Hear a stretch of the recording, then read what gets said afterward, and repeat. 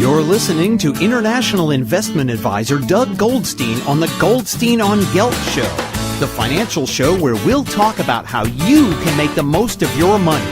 With all the confusing financial chatter bombarding you each and every day, Goldstein on Gelt will give you the practical information you want and need about living a financially stable life. Here's your host, money maven Doug Goldstein.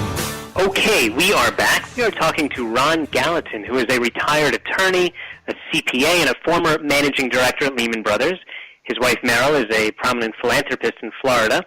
And when they visit Israel, they prefer hanging around in the soup kitchens and the drug addict drop-in centers rather than going to the fancy restaurants. So, Ron, it's a pleasure to have you on the show, and I'd like to start by asking you, what's the most effective way for people to give tzedakah?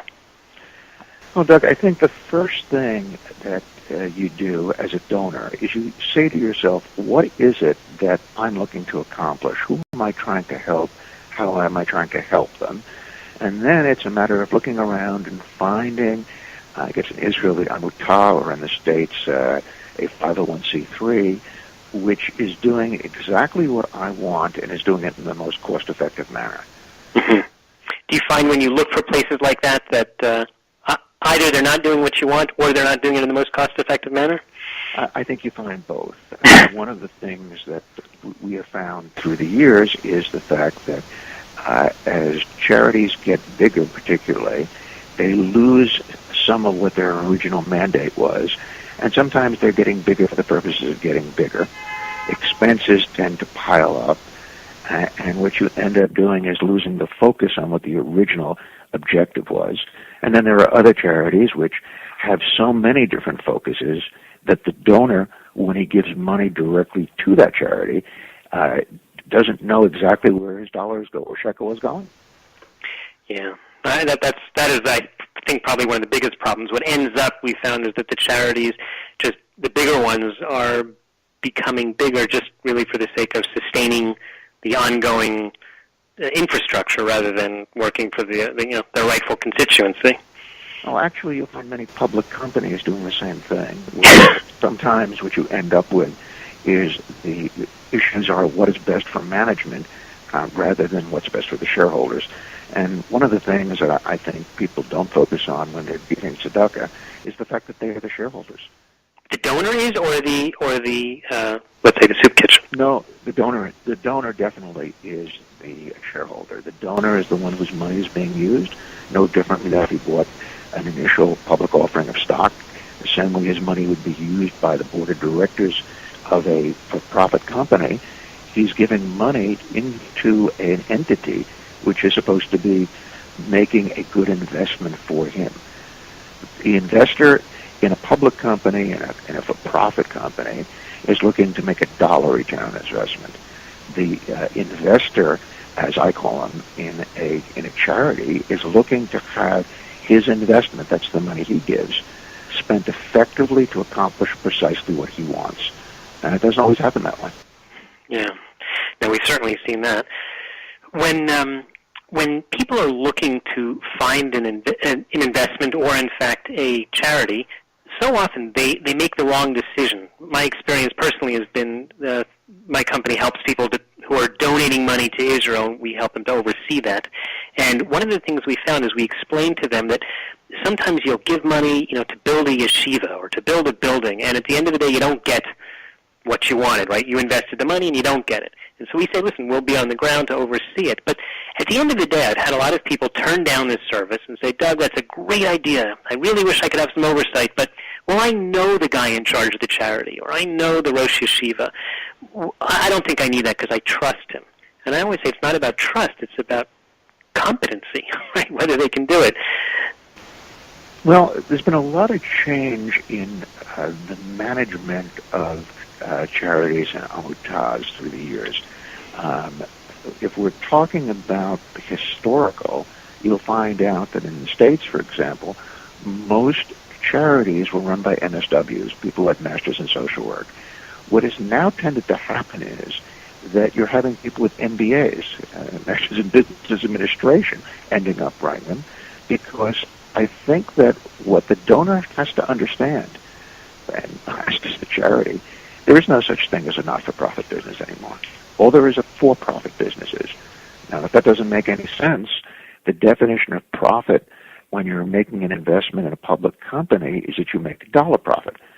The definition of profit when you're dealing for, pardon my terminology, not-for-profits, is the profit is coming from the help that you're giving the people who you're aimed at helping. That's what the return on investment is. So in one case, I'm sorry. How do you measure that? It's a little bit more ephemeral than your stock price going up and down, but it's totally, totally manageable. And that is that a certain amount of people are fed for a certain amount of dollars. A certain amount of Holocaust survivors are having shoes bought for them. How many pairs of shoes came in for those dollars? How much food was given out for those dollars?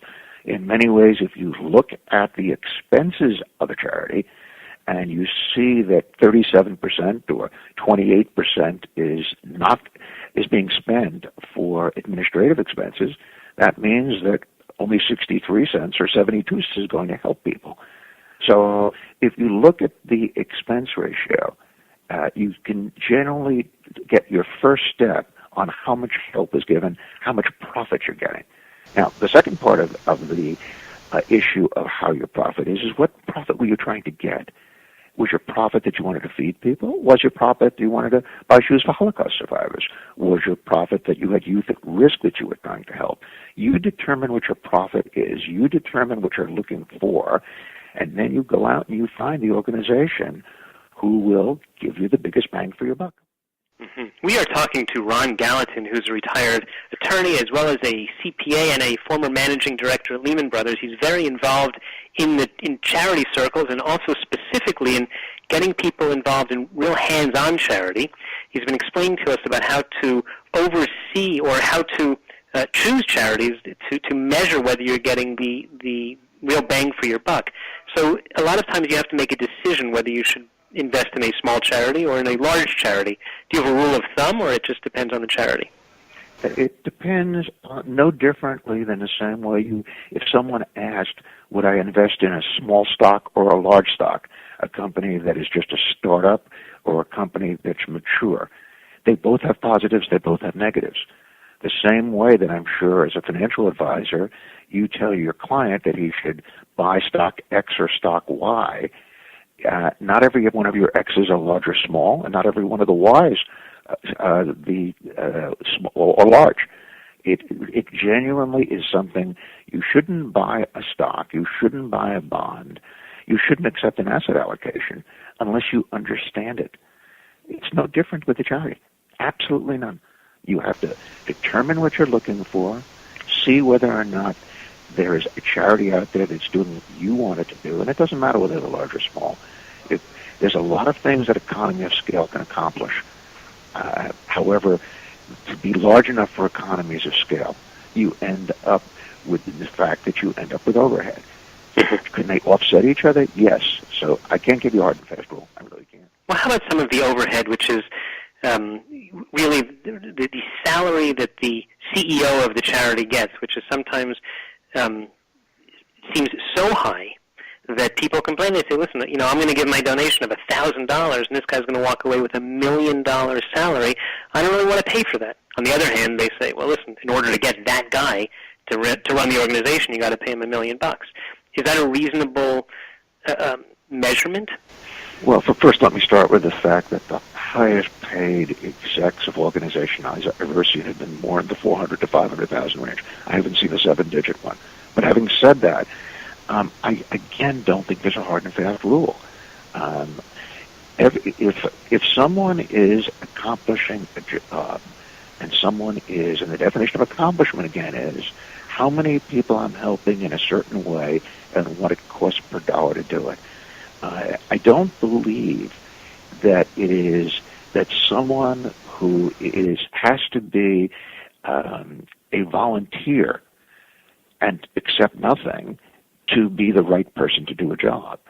And if I don't believe that just because someone's being paid what appears to be a lot of money, and clearly is to the donor, that's a hard and fast rule. Now, having said that, in the public charity I created, there are no expenses and no one gets paid. Or if they do, I pay them. But I really think that what you do is you look at the totality of the expenses of the organization. And I wouldn't, just because the CEO is paid X dollars, say I'm not doing that. Because I know many cases where the person who's paid what appears to be that outlandish amount of money, in one donation from one person that he cultivates, more than pays his own salary. Mm-hmm.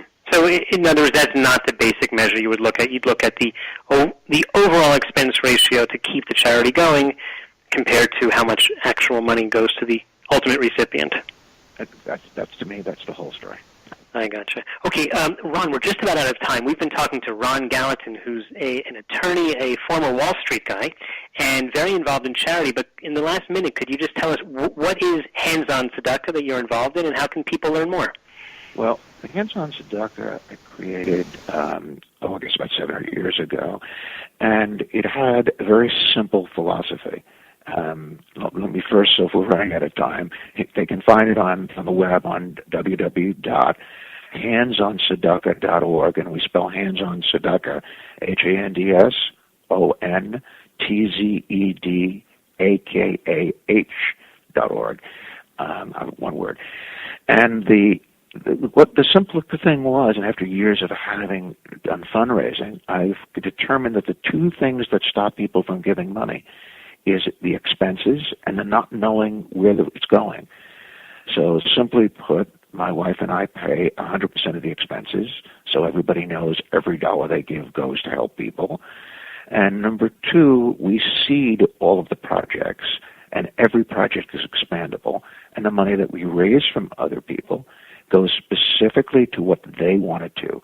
They can designate to, at this point, 46 different projects. Some are in Israel, some are in the States. Most of them are Jewish-oriented, and a bunch aren't. I have a bunch of non-Jewish donors, some of who actually have designated to Israel.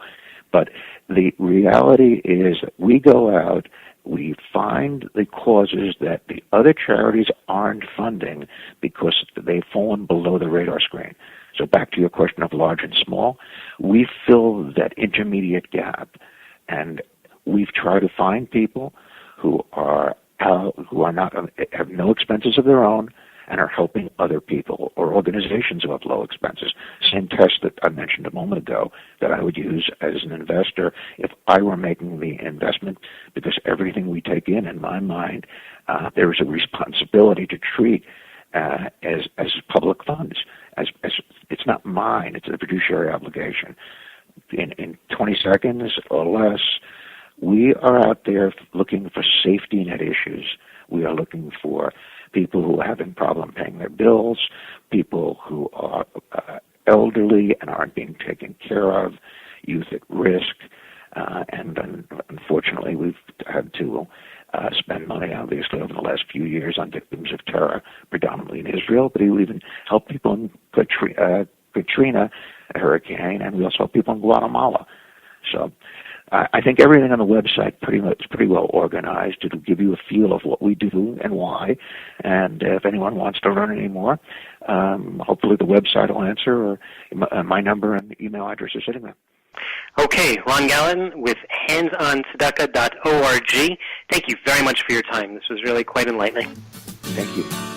You've been listening to the Goldstein on Gelt Show with money maven Doug Goldstein. Doug's weekly radio show is heard around the world, but if you miss it, you can download the podcast at www.goldsteinongelt.com. The Goldstein on Gelt Show gives you up-to-date financial ideas so you can get on the path to financial freedom.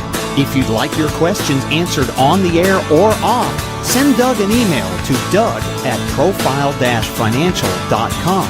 It's your money for your future, so join Doug every week to build your wealth on the Goldstein on Gelt Show.